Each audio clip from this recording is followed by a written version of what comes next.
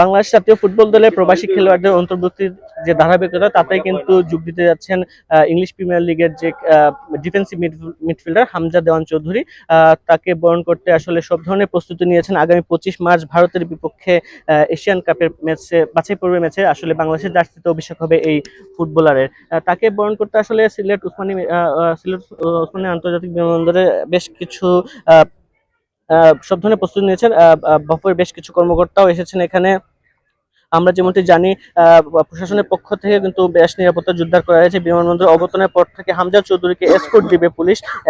তার নিরাপত্তা যা যা দরকার আসলে সব কিছু করা হবে। এমনকি তিনি যে প্রত্যেক নিবাসে যাবেন সিলেটের হবিগঞ্জে যাওয়ার যে গাড়ি, সেটিও একটি বিশেষ গাড়ির ব্যবস্থা করা হয়েছে। জীবনের সব আয়োজন এখানে একসাথে।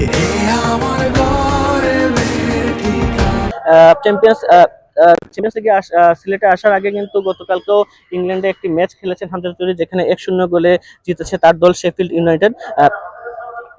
একটি বিষয় হচ্ছে, কালকে কিন্তু ম্যাচে সব পুরো 90 মিনিট খেলেছেন বাংলাদেশের এই ডিফেন্সিভ মিডফিল্ডার হামজা চৌধুরী। মূলত ইংলিশ প্রিমিয়ার লিগে লিস্টার সিটির ফুটবলার। এবছর চ্যাম্পিয়নশিপ লিগে যোগ দিয়েছেন তিনি।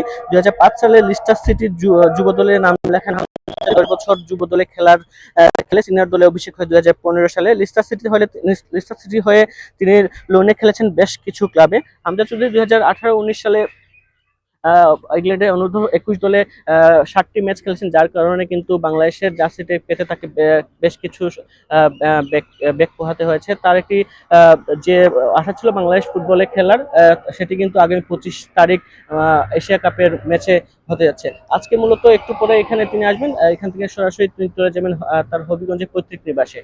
সব মিলিয়ে এই ছিল আমার কাছে সিলেট থেকে সর্বশেষ খবর।